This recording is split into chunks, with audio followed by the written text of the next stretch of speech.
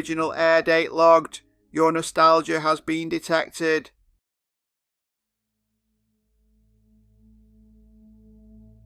Temporal marker confirmed. January the 16th, 1995. Voyager launch acknowledged. So January 16th is not an official Star Trek holiday. It's not recognized by Paramount. There are no press releases, no commemorative pin. But for me, January 16th is and will always be Voyager Day. Because on January 16th, 1995, Caretaker aired for the first time, and Star Trek launched one of its most complicated, frustrating, and strangely beloved series. Voyager was honestly different from the start. We have a ship that was flung 70,000 light years from home.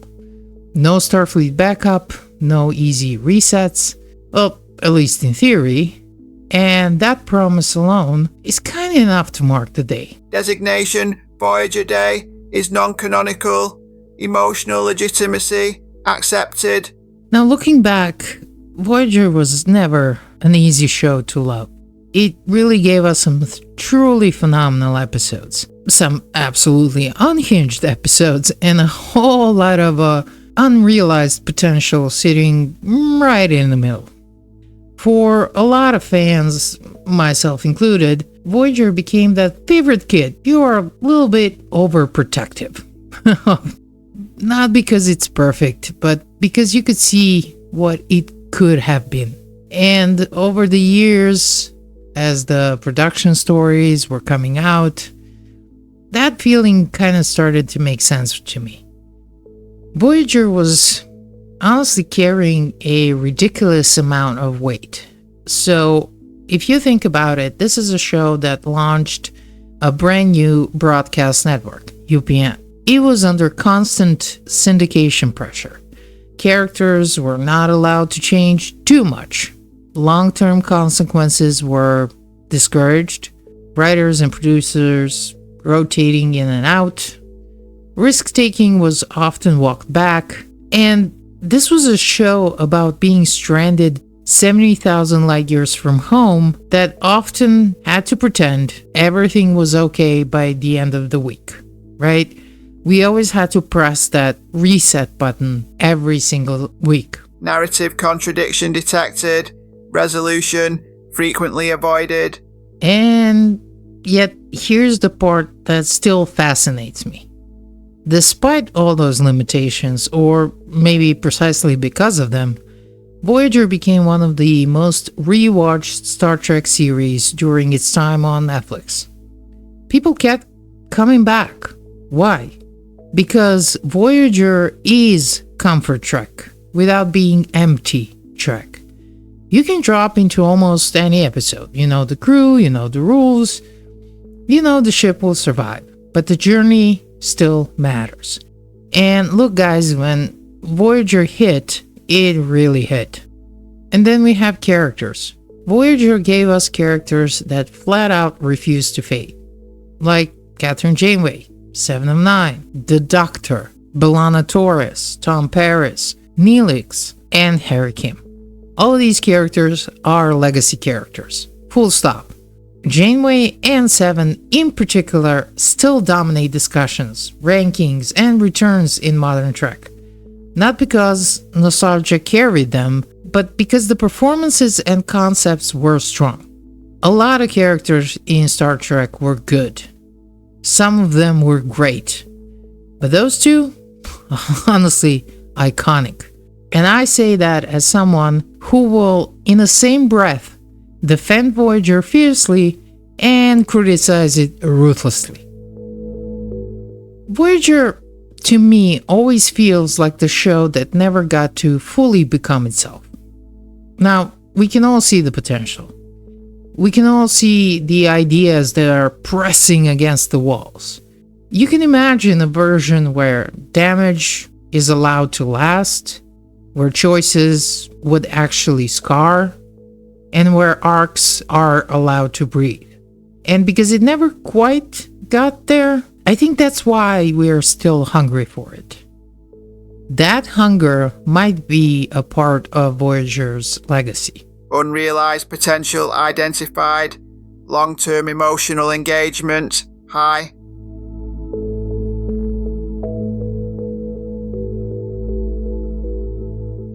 Now, since we are doing a retrospect of the Voyager, we cannot skip the obligatory rankings, and we might as well start with the odd ones. Look, Voyager did not just miss sometimes. Sometimes they would swing so wildly, and honestly, that chaos is part of the charm. Now, before I get into these episodes, I want to be very clear about one thing. This is not a ranking. I'm not counting down from worst to worst. I'm not trying to declare some objective list of failures. These are simply the Voyager episodes that immediately come to mind for me when I think about the show as its strangest, most uncomfortable, or honestly most baffling. That is why I'm going through them chronologically, season by season. Not because one is worse than the other, but because this is how Voyager itself delivered them to us. Oh, but if there was a ranking, Threshold would still somehow end up on every list anyway. So, with all of that out of the way, let's talk about what I am lovingly calling Voyager's special episodes. And no, that's not a compliment.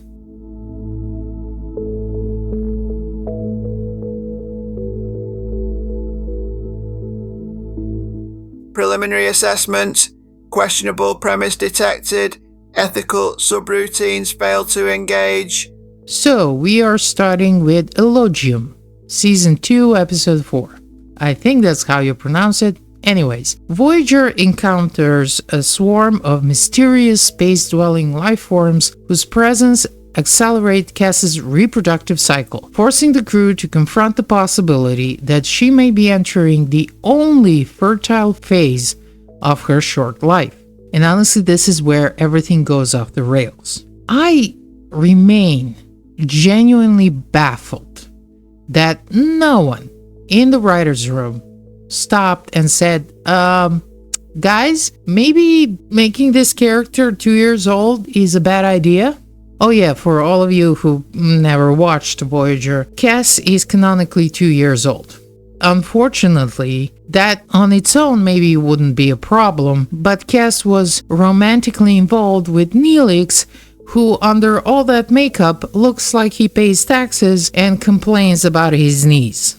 And yes, the show tries to kinda hand wave all of this with lines that in essence are basically telling us, don't worry guys, she's more mature than she looks, which is unfortunately a phrase that exists far too often in real life for very, very deeply uncomfortable reasons. This episode does something I cannot get past. It treats the idea of a 2-year-old having a child as a dramatic sci-fi dilemma instead of immediate full stop moment. That decision alone permanently, I don't want to say damaged Cass as a character, but it did make it super uncomfortable to watch for many viewers. And for me personally, it absolutely poisoned Neelix for me early on. Look, it's got nothing to do with Ethan Phillips. He, of course, did nothing wrong, but because the premise itself is so fundamentally broken, I just could not get over it. I was like, Neelix, leave her alone. She's a child. This is not bold science fiction. This is kind of a conceptual failure that should never have made it past the outline stage. And this is another reason why I keep talking about that Star Trek writers should not be doing romantic subplots. Please, stop it.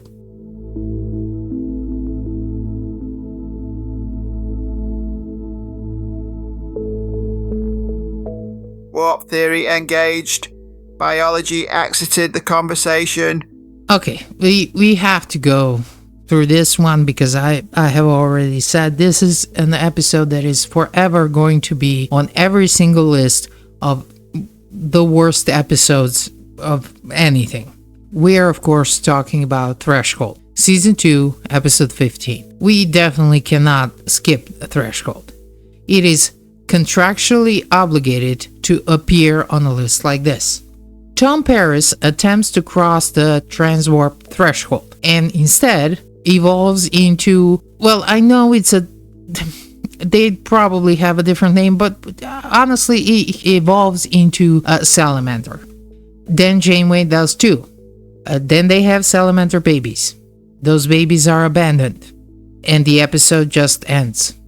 And no, I'm not joking around. Again, if you haven't watched Voyager, I'm not making this up. This is actually what happened in the episode.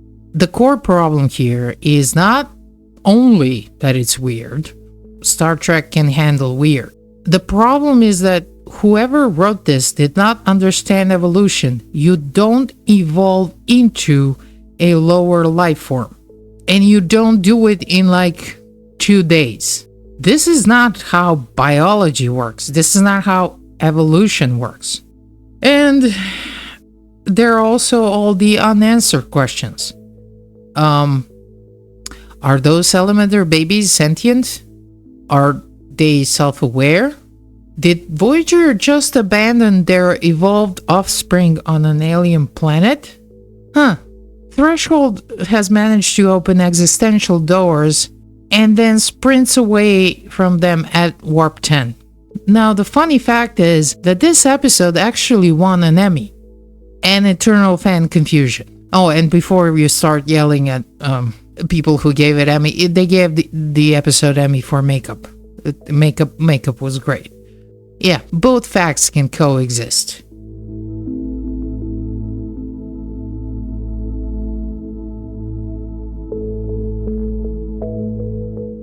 Harry Kim narrative subroutine accessed.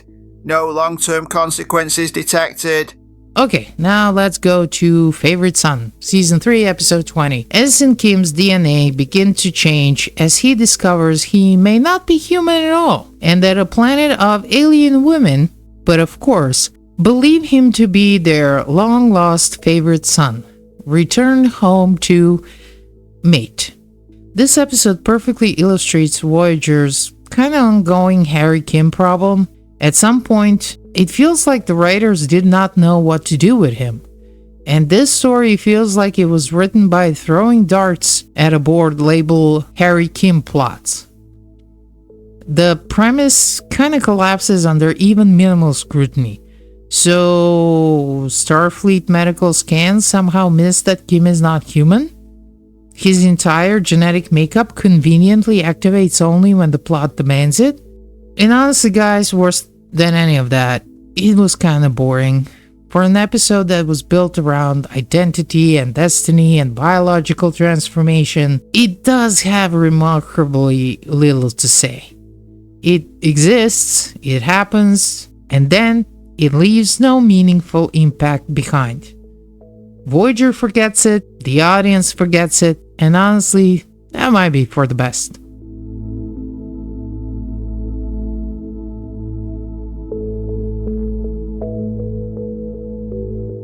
Cultural authenticity check initiated. Results deeply compromised. Now let's move to the next one. We are talking about The Fight, Season 5, Episode 18. An unseen aliens alter Chakotay's neural pathways. He relives memories of boxing at Starfleet Academy under Boothby and caring for his mentally unstable grandfather. This episode was supposed to be much darker than it was, and there were behind-the-scenes reasons why they had to pull away from it. So what you end up is a feeling that this episode wanted to be deep, that it wanted to be psychological, that this episode kind of wanted to explore trauma and identity. Instead, it kind of became a confused, disjointed mess. Unfortunately, over the years, later on we found out that Voyager's so-called Native American consultant was genuinely kind of a fraud. And unfortunately, that kind of explains a lot. Chakotay had this thing, he used to employ this my people storytelling that often felt like vague, generalized, and honestly oddly disconnected from any real cultural grounding. Look, I'm not American. I am definitely not a Native American. I don't live on even near the continent of America. And there were some episodes of Voyager where I was like, you just made that up, right? Not good. The problem with this episode is that here everything collides. We have some boxing metaphors, vision quests, alien interference, fragmented memory, and none of it kind of gels into a clear idea.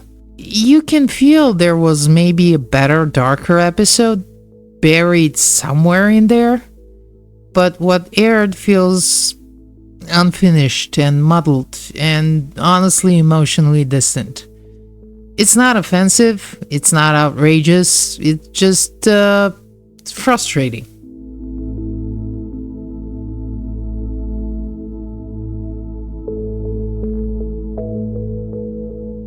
Holodeck recreational protocols exceeded safe parameters. Romantic subroutines advised against. Okay, now let's move on to the last episode on this list. Fairhaven and Spirit Book. Season 6, episodes 11 and 17. Yeah, I'm cheating. These are a package deal. Anything involving Fairhaven goes on the list. So, the basic premise is basically Captain Janeway falls for an Irish holographic bartender who already has a holographic wife. So, because she likes him, she deletes the wife. Which is definitely a sentence that should concern everyone involved.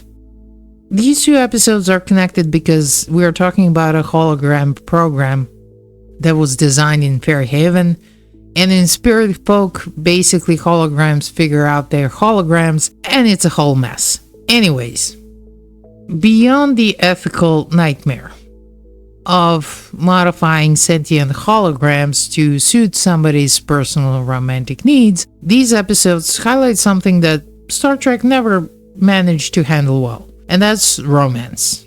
Look, Star Trek works best with implication, restraint, and emotional tension, not explicit holodeck dating simulators. Honestly, guys, I do not want to think about what happens in holodecks. And I definitely do not want to think about cleanup protocols. I do not want to know. On top of that, these episodes are oddly pedantic and slow.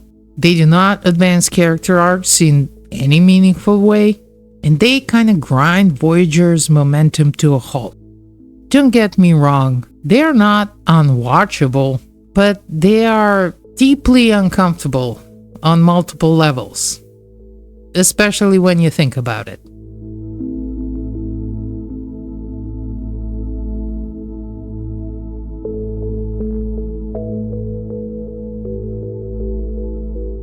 Let's talk about my 5 most loved Voyager episodes. And I'm doing the same thing. Again, not a ranking, simply these are the 5 episodes that come to my mind when I think about why I love Star Trek Voyager. These are mostly in a chronological order. Mostly. Because the first one I want to talk about technically breaks that rule, and yes, I know I just said it is chronological, and yes, I am cheating. It's my show, leave me alone. Look, Voyager taught me that rules are flexible when you are kind of 70,000 light years away from home. If Voyager can reset the ship every week, I can reorder my list once or twice. Anyways, let's talk about the best of Voyager.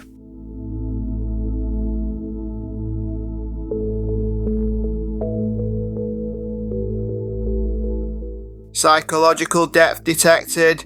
Character integrity successfully restored.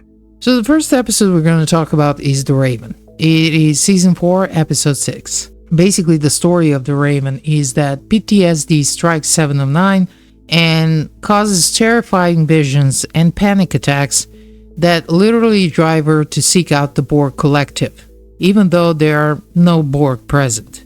This episode kind of changed everything for me when it comes to 7 of 9 and her character. When 7 first joined Voyager, I was not a fan. And look, not because of the character's potential, I knew she would be interesting. The problem was, honestly, the marketing. And even though I often didn't see the marketing because, like I said, don't live in America, by the time it came here, the marketing was very, very minimal. This one I actually got to see. And you have to understand, now I'm going to defend myself. So I was 19 when I first watched Voyager, and the way 7 was marketed felt like he was screaming, "Hey, you dirty nerds, here's something for you." And as a 19-year-old nerd who happened to be female, I was offended. And don't get me wrong, I was not offended for myself. That's what I was telling myself. I was offended for all my buddies who are also nerds, and they're not like that. The only problem was they were not offended. I was the only one who... Anyways, we're not going to talk about that. So, the first time I watched Raven, I was so grumpy at the beginning of this episode. Oh my god, we're going to talk about 7 of 9 all again. And that episode made me eat every one of my stupid assumptions by the end. And I think the big part of it is that it hit me exactly at the right age. Look, I was old enough to understand the horror, but young enough to still feel that deep primal fear of losing your parents. You know that feeling that every kid has, even when we don't have the words for it. This episode also gives us the first glimpse of 7's parents. We do not get the full story yet, but we are introduced to the Raven, the ship they named and built, and to the idea that 7's childhood was shaped by choices made long before the Borg even entered the picture. What the Raven does so well is really plant the emotional groundwork. Later on in two-parter of Dark Frontier, we will learn much more about her parents, and that is where the real contradictions are going to come in focus. On one hand, they are brilliant, driven scientists, pushing the boundaries of knowledge and exploration. On the other hand, what the hell were you thinking bringing a child into this? And that tension never resolves cleanly. You admire them, you resent them, you understand them, but you also judge them. The Raven does not answer those questions. It introduces them. And that's exactly why it works. And I have to say, Jerry Ryan plays every layer of that trauma beautifully.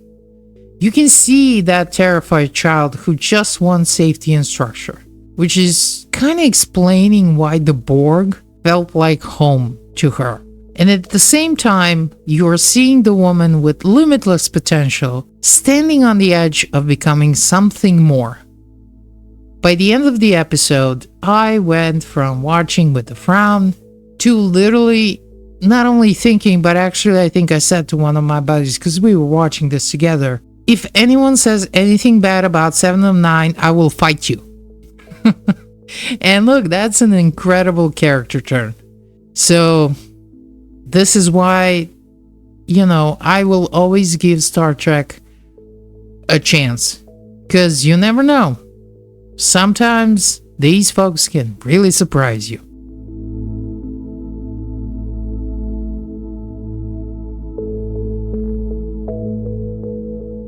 Strategic compromise engaged.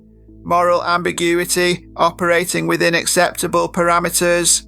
So let's talk about Scorpion, Part 1 and Part 2, which are Season 3, Episode 26 and Season 4, Episode 1. And yes, I'm cheating again, get used to it. But honestly, this is one story. Voyager is about to enter Borg space and encounters a threat so devastating that even the Borg cannot defeat it. We're talking about Species 8472. Now, Janeway is faced with basically three options. You can avoid the region and add years to the journey, risk Voyager against a really unstoppable enemy, or make a deal with the devil. And of course, Janeway makes a deal with the devil. Now, I just have to mention that sometimes Captain Janeway was written in a way that, she had to be tough, but the way they were writing her, it would go from tough to actually kind of psychotic. But this one, I kind of get it. Now, this two-parter fundamentally changed Voyager. This is when Cass leaves, 7 of 9 comes in, the stakes are constantly escalating, and what I love about these two episodes is that Voyager finally embraces moral complexity. Janeway does something that feels wrong, but necessary, and the episode earns it. The mystery builds, the tension is constantly escalating. Alliances are forming and fracturing. We can literally see Chakotay openly defy Janeway while she was in a coma, and for the first time, I genuinely understood him. Look, when you're in command, you do what you believe is best for the crew, even if it means disobeying orders. And that look on Janeway's face, that disappointment, says everything. Voyager and the Borg, of course, betray each other, as expected, and somehow Voyager wins. Also, yes, the solution involves nanoprobes and torpedoes and very satisfying pew-pew. No notes. Great episodes.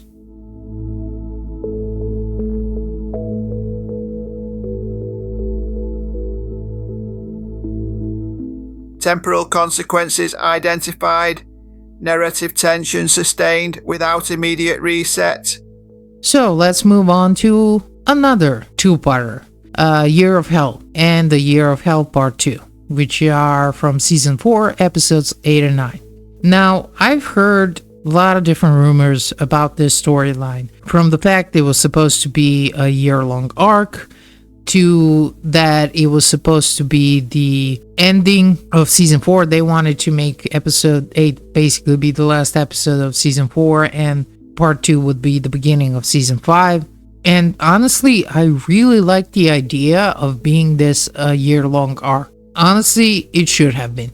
Basically, the storyline is that Voyager encounters the Cranium time ship led by Anorex, a man who is systematically erasing civilizations from existence to restore his own. Kurtwood Smith's performance is extraordinary.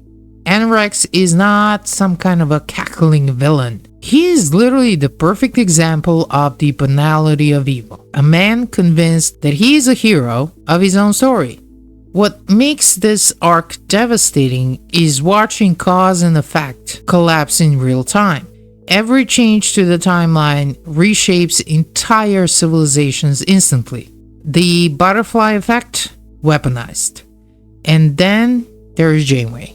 Look, ramming Voyager into the time ship is definitely unhinged. It's reckless, but it's also glorious. This is Voyager at its most honest, battered, exhausted, and refusing to surrender. The fact that this arc also, of course, resets at the end does not erase its power. For 2 episodes, Voyager shows us exactly what this journey should have done to them.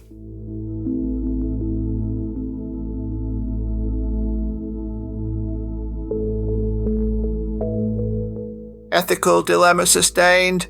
Sentience debate handled with uncommon competence. Now let's move on to Latent Image, Season 5, Episode 11. This is kind of Voyager firing on all cylinders.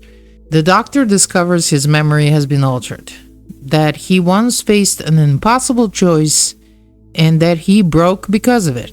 2 patients, 1 life-saving procedure, 1 death. Janeway ended up erasing his memory to protect the crew, because Voyager only has 1 doctor. And this episode is kind of asking a lot of different tough questions. And I like that Voyager did not flinch away from. Does a sentient hologram have a bodily autonomy? Do they have the right to their own memory? At what point does necessity become cruelty? Seven's confrontation with Janeway is literally devastating. she is reminding Janeway that she herself was once considered an unknown risk, yet allowed to evolve. The Doctor was allowed to evolve too, until it became inconvenient. Honestly, this is the line that kind of breaks me every time. It is unsettling. You say that I am a human being, and yet I am also Borg. Part of me not unlike your replicator. Not unlike the Doctor. Will you one day choose to abandon me as well? I have always looked to you as my example, my guide to humanity. Perhaps I've been mistaken. And Janeway's quiet presence at the end, sitting with the Doctor, not fixing anything, just being there. That's kind of Voyager at its absolute best. And that's why I love this show.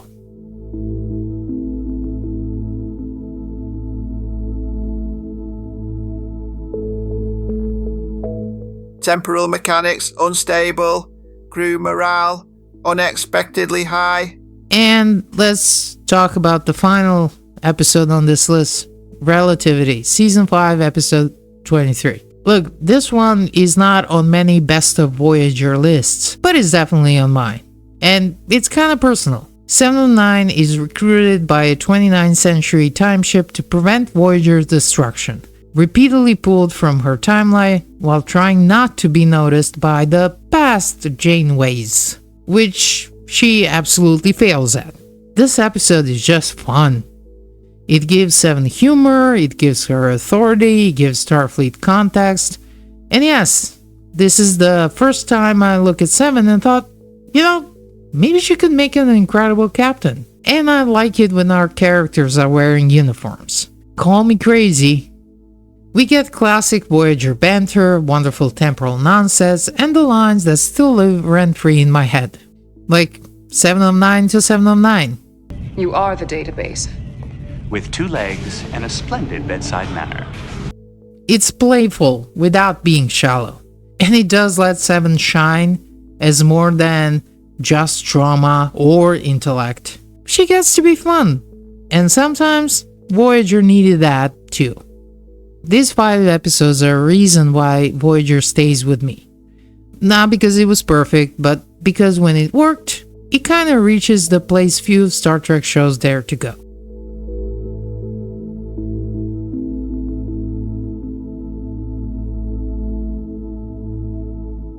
And these are not the only episodes that I love, and maybe next year I'll do another list. There are so many episodes we could have talked about. That are fun, unhinged, crazy, and amazing. And honestly, guys, that is why January 16th will always be the Voyager day for me. January 16 hits kind of differently now. 1995 feels so impossibly far away. Voyager is over 30 years old. Streaming platforms are shifting. Now Voyager has left Netflix, and not just Voyager, but Legacy Trek. It should be living on Sky Showtime in many regions at some point, not currently. But Voyager is not disappearing. It's kind of migrating just like the ship did. And every January 16th, I remember where I was when I first met this crew, how much I argue with this show, and how much I still care. That's why this day exists. Well, it exists in my head. Voyager Day is not official. It doesn't need to be. It is honestly a reminder of a flawed but beloved series. A crew that stayed together when logic said they should not. And a Star Trek era that took risks, even when it stumbled. So, happy Voyager Day, everybody. To the show that has frustrated us, definitely comforted us, and somehow never let us go. Transmission complete. Sentiment validated. Efficiency maintained.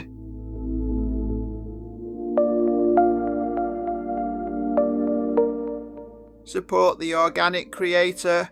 Like, share and subscribe.